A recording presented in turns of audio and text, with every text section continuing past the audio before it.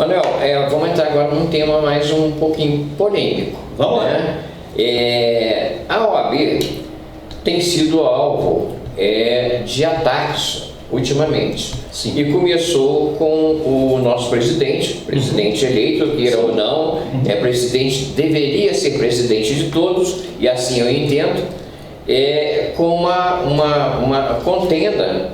Ele, o Bolsonaro, o presidente, que lançou a primeira farpa na direção do Felipe Santa Cruz, que é o presidente nacional da OAB. Sim.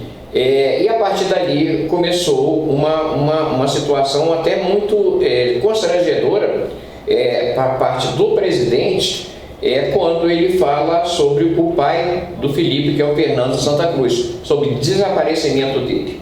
Eu queria que você falasse um pouco sobre isso e discorresse. Pode falar o que quiser, você fica à vontade. Quando você falou que o assunto é polêmico, eu achei que ia ser alguma coisa de Cruzeiro e Atlético, porque é a coisa que dá mais polêmica que a gente conhece. Essa questão do Felipe mais na área político, entendeu? Essa questão do Felipe Santa Cruz, embora delicada, ela é fácil de explicar, no aspecto que nós temos que voltar para o que serve ao OAB. Na verdade, a primeira coisa que eu tenho que dizer é que o Felipe Santa Cruz é o presidente do Conselho Nacional da OAB. O presidente Santa Cruz, ele representa a ordem, mas nenhuma atitude que a ordem toma, efetivamente, é decidida exclusivamente por ele. Há um conselho que se reúne e vota as deliberações. Então, o que acontece? Por que a ordem tem sido tão criticada? Primeiro, porque é assim mesmo. As pessoas estão descontentes com várias coisas. Por exemplo, as pessoas estão descontentes com a questão da segurança pública, entendem que tem pouca segurança pública. As pessoas estão descontentes com o nível de educação, achando que tem pouca educação no Brasil, que a educação está ruim para a saúde e tal. E para todo descontentamento, às vezes as pessoas querem achar um culpado. Então, às vezes, sem querer, imagine o seguinte: o advogado é defensor do bandido. E nós, às vezes, brasileiros, temos uma mania. Às vezes, nós criticamos primeiro para entender depois. E essa questão da OAB, o presidente Bolsonaro foi de fato infeliz. Ele utilizou uma circunstância dolorosa na vida do Felipe Santa Cruz e falou uma situação que não deveria ter falado. E, aliás, eu vou te dizer uma coisa muito interessante. É perfeitamente possível que qualquer presidente de qualquer entidade peça desculpa e fala: eu me excedi. Aliás, o Felipe Santa Cruz pediu desculpa de uma ofensa que teria feito para alguém, e falou: eu me desculpo, não devia ter me falado assim. E ele falou também, desculpa te interromper, que o próprio Felipe falou que se o Bolsonaro pedir desculpa, ele também aceita desculpa. Porque todo mundo pode errar. Eu posso estar como presidente em uma situação, falar uma coisa e falar: eu não devia ter falado isso. Eu posso pedir desculpa.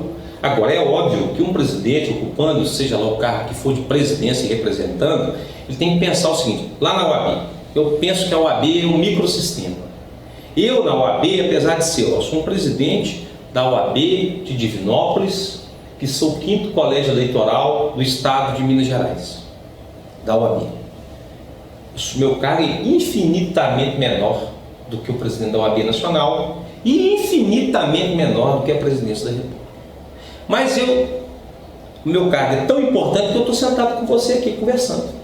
Ou seja, o que eu quero dizer com isso? Tudo que eu falo repercute. Com certeza. Então não é possível que eu fale coisas que vão repercutir na minha instituição, na presidência da minha instituição. O que eu quero dizer é o seguinte: se eu prego violência como presidente da República, eu vou instaurar a violência. Se eu prego a ofensa, eu vou instaurar a ofensa.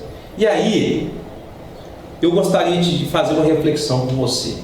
Salvo engano, eu acho que isso é alguma questão, alguma frase de Nietzsche, que é um filósofo, que diz o seguinte: nós temos que tomar muito cuidado quando começamos a caçar monstros, porque de repente nós podemos nos tornar um deles. E outra coisa, e quando a gente começa a olhar muito para o abismo começa a olhar muito para a gente. Não existe possibilidade de haver ofensa de um presidente da República contra o presidente da OAB, porque a OAB é essencial para a democracia. Na verdade, a OAB, a função do advogado, está inserida na Constituição Federal, no artigo 133, que diz: que o advogado é essencial à administração da justiça. E eu explico por quê.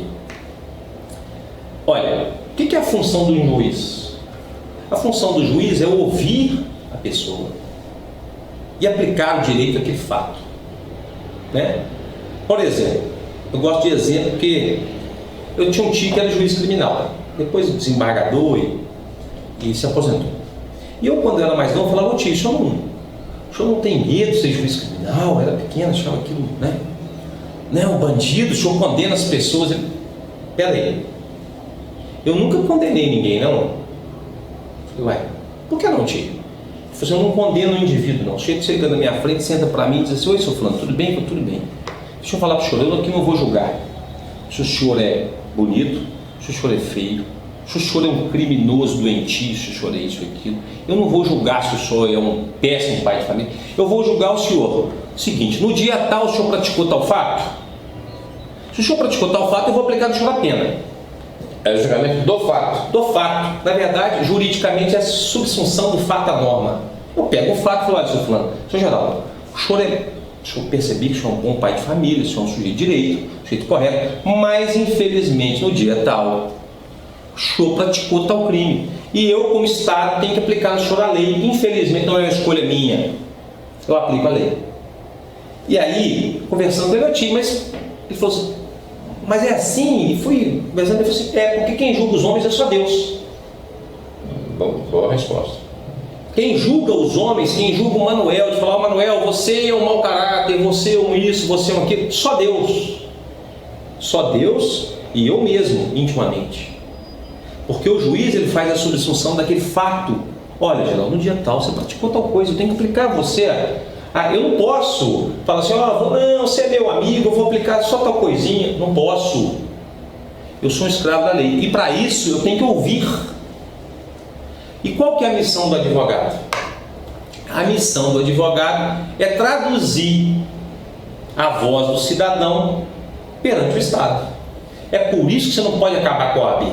Por isso que você não pode acabar com a profissão do advogado. Porque senão quem vai traduzir a aspiração daquele indivíduo na frente de um Estado todo poderoso, que tem polícia, que tem promotor, que tem legislativo, que tem executivo? Quem? Mas diante do que você acabou de colocar, que o presidente, por exemplo, neste caso a gente está falando do presidente da República, sim, ele vai refletir o seu sentimento, o que efetivamente ele é para toda uma nação.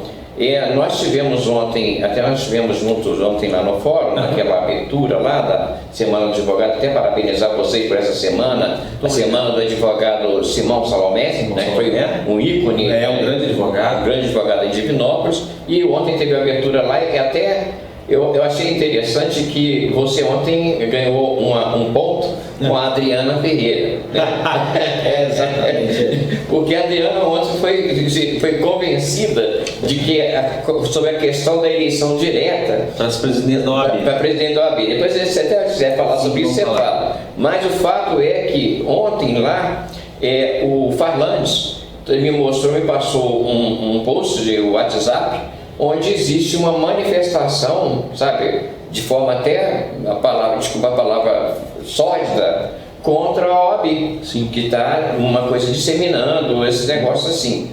Eu queria você também falar sobre isso de uma forma mais assim... Falo, contundentemente. Então, mais contundente que eu vou te falar uma coisa. Quando o nazismo assumiu na Alemanha, e o Hitler foi colocado na Alemanha através do voto, a primeira mexida que houve foi com a Ordem dos Advogados Alemães. Primeira mexida que houve. Modificaram a Ordem dos Advogados Alemães, e colocaram na legislação nova, colocaram a ordem submissa ao Poder Executivo, de forma tal que o advogado passou a ser obrigado a fazer uma saudação fascista no tribunal. Se ele não fizesse, ele era expulso da ordem. Exato. Primeira coisa que houve. Bom, e eu gosto muito de Shakespeare. Não entendo Shakespeare, mas gosto muito. Leio, fico lendo, às vezes não entendo nada, leio de novo. E tem, salvo engano, acho que é Henrique IV, que eles, em determinado momento, tramam uma revolução. E o açougueiro lá diz assim: para fazer a revolução, precisamos de matar os advogados. É alguma coisa assim: precisamos de matar todos os advogados. Uma das características dos advogados, dos órgãos de representação, é que nós somos contra-hegemônicos. Muitas vezes, nós defendemos a situação que a maioria, contra a maioria.